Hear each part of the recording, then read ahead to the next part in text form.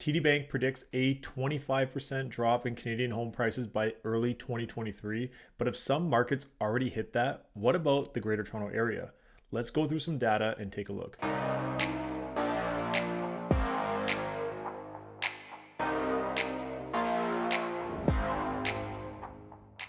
I'm Michael Ouzas. I'm a realtor in the Greater Toronto Area. And in this video, I want to go through the current market stats. We just got the numbers for August, and we're going to compare the peak from February to where we are at right now in August and relate them to those articles that keep coming out that talk about predictions for prices moving forward. Before we get started, if you can fire a comment down below and let me know where you think prices are going to end up as we head into the latter part of 2022 and into 2023. So let's jump right into it here, and we can go through this article posted on the Globe and Mail, which takes the reference from the TD Bank report, and actually a few other banks came out with reports as well. Desjardins, TD, RBC, they've all had pretty similar messages. And when we jump in here, it says a new TD Bank report says the average price of a home in Canada could fall between 20 to 25% from its peak seen earlier this year to the first quarter of 2023.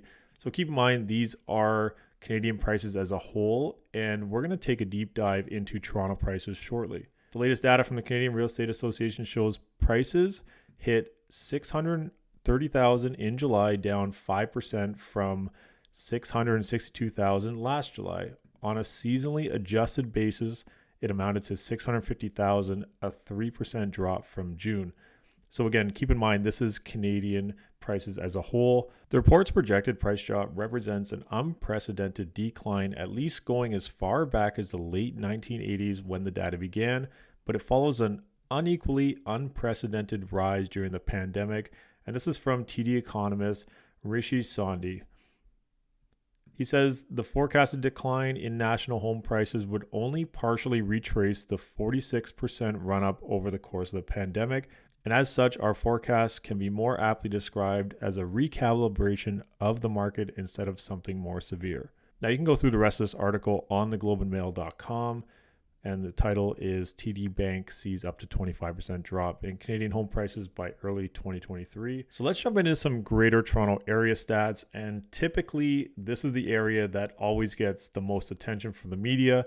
Now, the Greater Toronto Area consists of Dufferin, Durham, Halton, Peel, Simcoe, Toronto, and York. So Toronto as a whole and the Toronto addresses are definitely different than these other areas. And you can see here, definitely the lowest decline, even though still a decline in the last 6 months. And February 2022 was the peak for most of these markets. And August is where we're at now. So 6 months of data. And you can see here, Halton is down 22.9% since those 6 months. So definitely a pretty sprawling location. It's not just, whenever you hear like Greater Toronto Area, it's a pretty big area to cover. There's a massive population in that area. So I just pulled the numbers from August. They were just released this morning. So I found this really relevant as we get the numbers from 6 months ago, which was February, and that was that peak. And we can see here, so the Greater Toronto Area as a whole down 17.6% for single family homes. For townhouses, down 11%, and for apartments or condos, down 5%. I use those three types of housing as they are the most popular. And then we can see here like Dufferin, minus 15%, Durham, single family, minus 21%. Halton has hit that 24%, so kind of like right where that TD article is predicting into next year, but it's already there now. Townhouses in Halton also negative 23%. And then as we go along here, we can see Toronto, the difference here. So minus 15% for single family homes in Toronto, but for townhouses, only down 2.7%. And for apartments, down 3.8%. So I know it's only, but location for these properties. And we'll see too on further charts, like not everything is down. Most of it is, but not everything is down significantly. Some of it's just flat, which is okay. Real estate is a long-term thing. So if we look at York, minus 14% as well. And if we want to go a step further, we can see here from dividing all the areas in Toronto and all the different types of properties. some with bigger drops than others, which remain flat month over month, and even one with a 2% increase month over month. So as we flip over to this chart, and if you've been watching the channel, you know these are my favorite charts to look at, is the benchmark price over time. I just find it gives a nice graph of how things are laid out. I actually pick the peak for each of these property types, and in red we have detached, in teal we have townhouses, and in orange we have condos. So the peak for detached was in February, 1.8 million, and that's down to about 1.55 right now.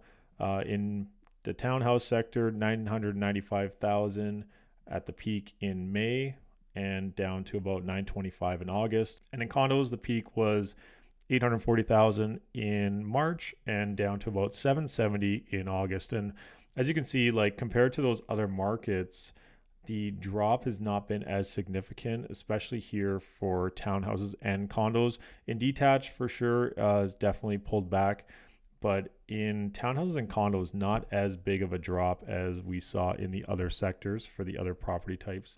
So let's take a look into Hamilton, and I took the price points of February and August, and February 2022 was the peak for them. In 2021, in February, their price point was about 848,000 for a detached in Hamilton and just under 1.4 million for a detached in Burlington. And then if we look at August 2021, Hamilton detached up about $20,000 and Burlington detached up about 40,000. So you could see not massive jumps, but still pretty significant, of course, in about 6 months of time.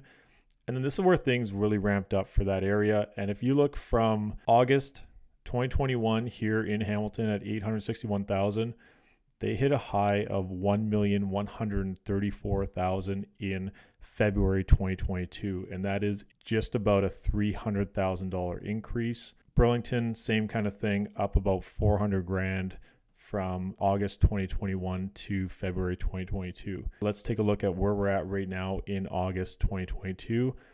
And Hamilton actually right back to about $876,000.